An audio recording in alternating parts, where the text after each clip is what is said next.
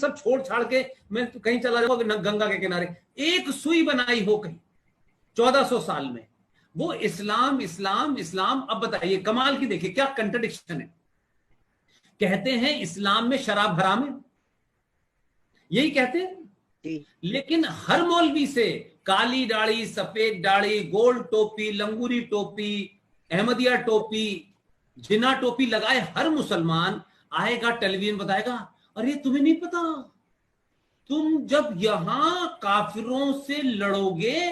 अच्छा देखिए एक एक एक एक एक सेलिंग पॉइंट देखिए कितना खूबसूरत है।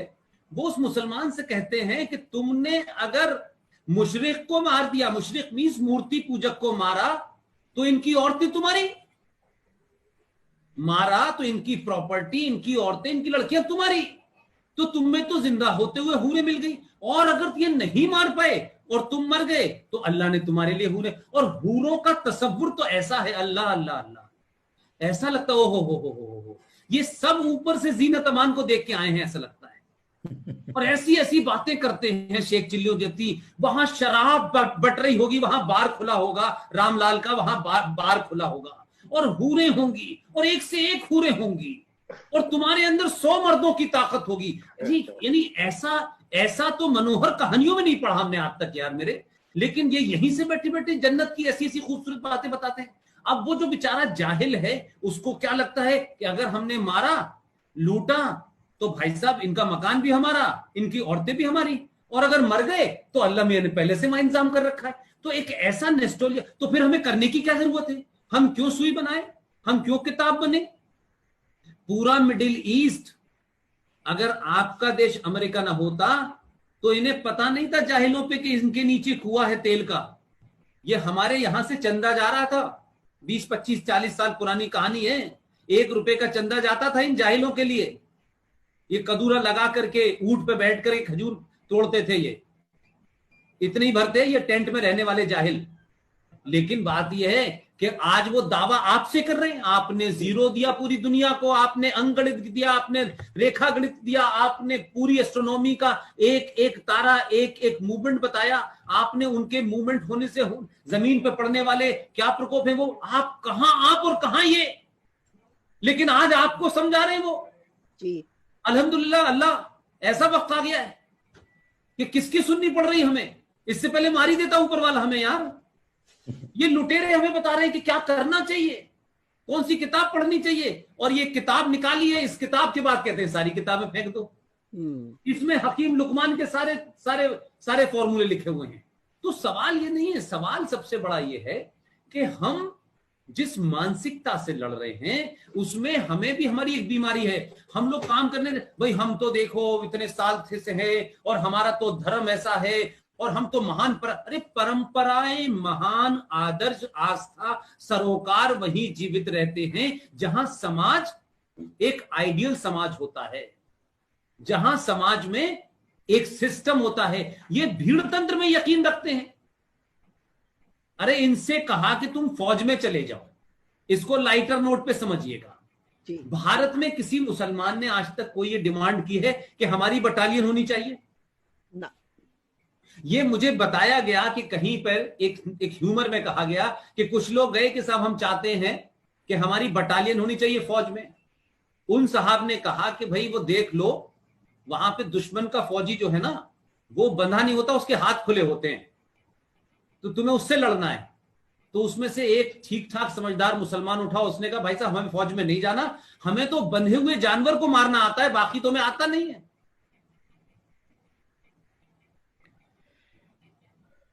तो ये फौज में नहीं जाते, ये कहां जाते हैं? आप जरा देखें ना, जमातों को देखिए, लाखों की तादाद में 40-40 50 हमारे यहाँ 40 साल 50 साल का मर्द जो है वो दुनिया भर में क्या क्या सोचता रहता है। उनका 40 साल का मर्द जो है वो सड़क पे खड़े होकर के जिहाद की बात करता है। हमारे यहाँ तो अरबों खरबों की प्रॉपर्टी में इतने मठ हैं, अगर उन मठों में से भी, उस प्रॉपर्टी में से भी जिस दिन भारत के मंदिर अपने पट खोल देंगे और ये कहेंगे कि रात के 2 बजे भी कोई भूखा, वो दलित हो, वो ब्राह्मण हो, वो ठाकुर हो, वो ये हो, वो हो, मंदिर की चौखट पे जो आ गया है वो भूखा नहीं जाएगा। ये देश की जो सबसे ताकतवर कम्युनिटी है उन्हें आप ओबीसी कह लीजिए। अब राजा सुहेल देव के बारे में पढ़ के पता चला कि जिसने मोहम्मद गजनवी के भतीजे को कितनी तरीके से मारा, वो सुहेल देव पासी कम्युनिटी के थे जी। तो आज आपकी जो ताकत थी उसको उन्होंने, यादवों को अलग करो, दलितों को अलग करो, यही तो वॉरियर थे। जिस दिन इनके लिए मंदिर के पट खोल देंगे ना और घर से भूखा नहीं जाएगा कोई मंदिर से, उस दिन हिंदू समाज में हर चौराहे के ऊपर एक स्वामी नरसिंहा रंग मिलेगा, बहन मिलेंगी, ये सब मिलेंगे, अपने आप खड़े हो जाएंगे, ये ध्यान रखिएगा।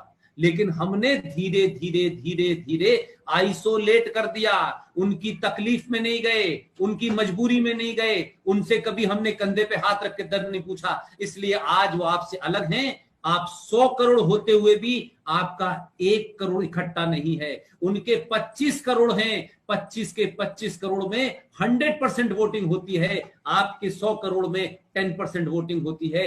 वो ये जानते हैं कि हमें तो मकान बनाना है, गाड़ी खरीदनी है, बेटी को डॉक्टर बना के भेज देना है, अमेरिका भेज देना। जब अमेरिका में ये स्थिति हो जाएगी जो आप कह रही हैं, तो कहां जाएंगी लौट के आप? आपको तो फिर यहीं आना है।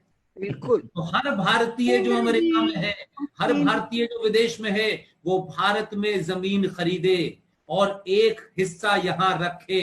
और आज आपको बताता हूं, ये जो वक्फ बोर्ड बना हुआ है, इसके बारे में लोग नहीं जानते। भारत की धरती का मेजॉरिटी हिस्सा वक्फ बोर्ड के तहत मुसलमानों के पास।